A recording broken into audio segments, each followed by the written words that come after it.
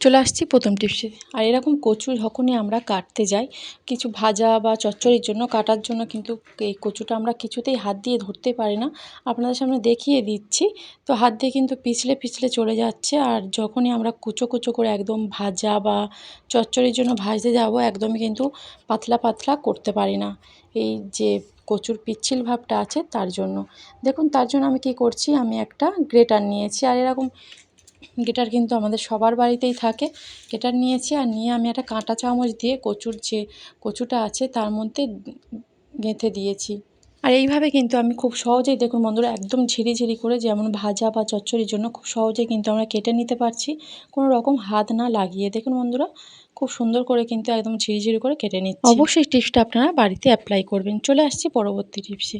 আর দেখুন বন্ধুরা, আমি কয়েকটা ঢ্যাঁড়স নিয়েছি। যখনই আমরা ঢ্যাঁড়স ভাজা বা চচ্চড়ি তরকারির জন্য কাটি, ছুরি দিয়ে কাটতে গেলে কি হয়, দেখুন বন্ধুরা, ঢ্যাঁড়সটা অনেক কিন্তু পিচ্ছিল হরহরে ভাব থাকে। তাই কী করছি দেখুন বন্ধুরা, এই হরহরের জন্য কিন্তু অনেকটাই সময় আমাদের নষ্ট হয়, কাটতেই চায় না।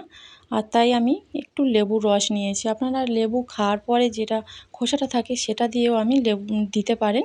লেবুর খোসা দিয়ে একটু ঘষে নিলাম, তারপরে কিন্তু খুব সহজেই আমরা এই ঢ্যাঁড়সগুলো কেটে নিতে পারবো। দেখুন বন্ধুরা, কতটা সহজে আমি ঢ্যাঁড়সগুলো কেটে নিচ্ছি, আর কিন্তু বাঁচছে না। অনেকটাই কম টাইমের মধ্যে অনেক ঢ্যাঁড়স কিন্তু এইভাবে কেটে নিতে পারবো। অবশ্যই বাড়িতে যখনই ঢ্যাঁড়স কাটবেন এইভাবে একটু লেবুর রস দিয়ে দেবেন। চলে আসছি পরবর্তী টিপসে। আমি একটা আম নিয়েছি, আর এই গরমের সময় আম কিন্তু আমাদের সবার বাড়িতেই আনে। আর আমটা বাইরে থাকলে কি হয়, 2 দিন 3 দিন হয়তো বাইরে আছে, খাওয়া হয়নি, তখন কি হয়, একটু নরম হয়ে গেছে। আর যখনই আমরা দেখা যায় যে কাটতে যাচ্ছি আমটা, তখনই কিন্তু একদম নরম হয়ে যায়, আর আমরা কিছুতেই কিন্তু আমটা ছাড়াতেই পারি না। তাই দেখুন বন্ধুরা, আমি কি করছি, আমি একটা ছুরি দিয়ে আমটা কেটে নিচ্ছি। এটা আমাদের কিন্তু কোনো রকম ছাড়াতে হবে না। এইভাবে যদি আমরা কেটে নিই, বাচ্চা থেকে বড় কিন্তু সবাই খেয়ে নিতে পারবো। আর কোনো রকম হাতেও আমাদের দেখা যায় যে হাতে হয়তো লেগে যাবে যে ছাড়াতে গেলে, তখন কিন্তু আমাদের হাতেও লাগবে না। আর আমটা একদমই খুব ভালো করে কিন্তু আমরা খেয়ে নিতে পারবো। আর দেখুন বন্ধুরা, আমি কীভাবে কেটে নিচ্ছি।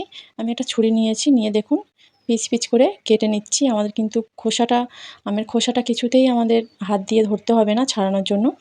দেখুন, একটা চামচ নিয়েছি। নিয়ে এইভাবে যদি আমরা আমটা কেটেছিলাম ছোট ছোট করে, এইভাবে আমরা দেখুন তুলে নিচ্ছি। আর যে আমটা নরম হওয়ার ফলে কিন্তু কোনো রকম আমাদের আমটা ছাড়াতেও হচ্ছে না, আর আমটা হাতে আমাদের লেগেও যাচ্ছে না। দেখুন, খুব সহজেই কিন্তু আমরা আমটা এইভাবে কেটে নিতে পারবো। নরম হলেও কিন্তু কোনো রকম অসুবিধা হবে না, কিচ্ছু হবে না।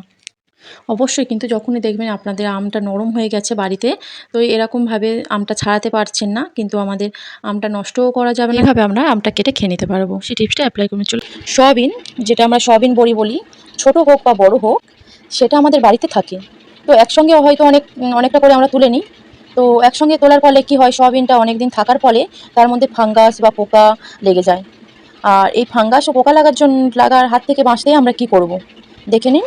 আর আমি সয়াবিনটা ভালো রাখার জন্য আমি কয়েকটা শুকনো লঙ্কা নিয়েছি, নিয়ে এর মধ্যে দিয়ে দিলাম।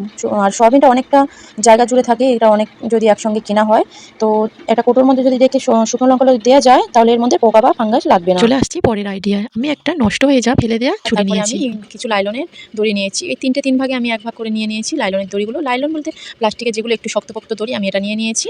তো নেওয়ার পরে দেখুন, এটাও আমি একইভাবে 3 দিকে 3টে গিঁট মেরে দেবো। একটা হ্যাং করার জন্য যেমন হয় তেমনই আমি করে নিচ্ছি। আর ভিডিওটা ভালো লাগলে অবশ্যই সাবস্ক্রাইব করে আমার পাশে থাকবেন, আর অনেক শেয়ার করে দেবেন ফ্রেন্ডস এবং ফ্যামিলির সঙ্গে।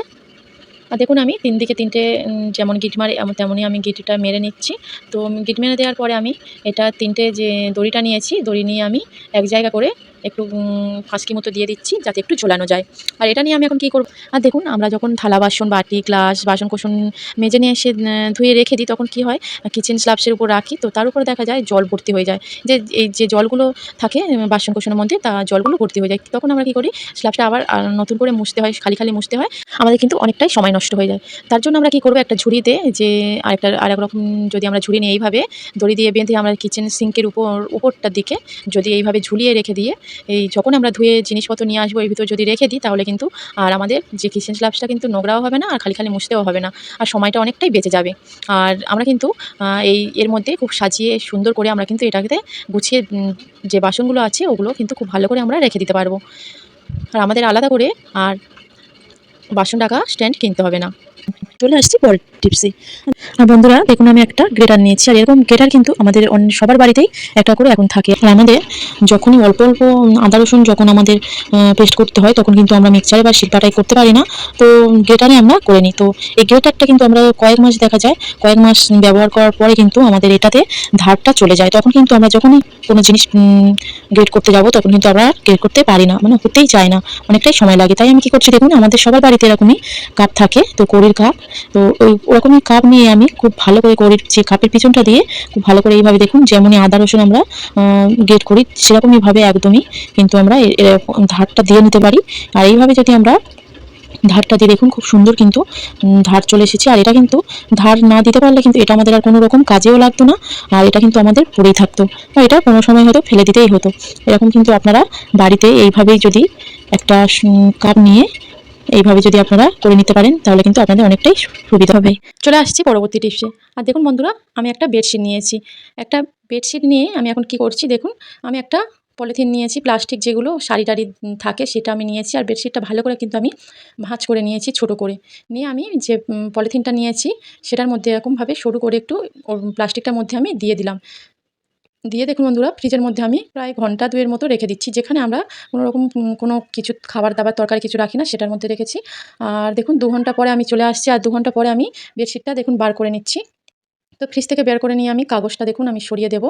আর প্রচণ্ড গরমে কিন্তু আমরা ঘুমাতেই পারি না, দুপুরবেলা হোক, রাতের বেলা হোক। আর এইভাবে যদি গরমের সময় যখন ঘুমাতে যাব প্রায় ঘন্টা ২ আগে যদি আমরা ফ্রিজের মধ্যে এরকম বেডশিট নিয়ে রেখে দিয়ে তারপরে বিছানাতে বিছিয়ে যদি আমরা ঘুমাই তখন কিন্তু আমাদের অনেকটাই আরাম পাবো।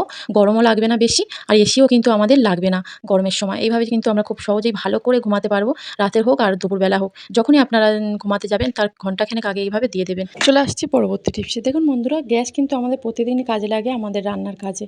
আর যখনই আমরা গ্যাসের পিছনটা বা নিচের দিকটা পরিষ্কার করতে যাব তখন কি হয়, একটু সরিয়ে যদি আমরা হাত দিয়ে সরাতে যাই তখন তো একদম সরতেই চায় না। হাত দিয়ে সরাতে গেলে কিন্তু একদমই সরানো যায় না। আর আমরা কিছুতেই কিন্তু মুছতে পারি না যতক্ষণ না আমরা গ্যাস ওভেনটা তুলছি।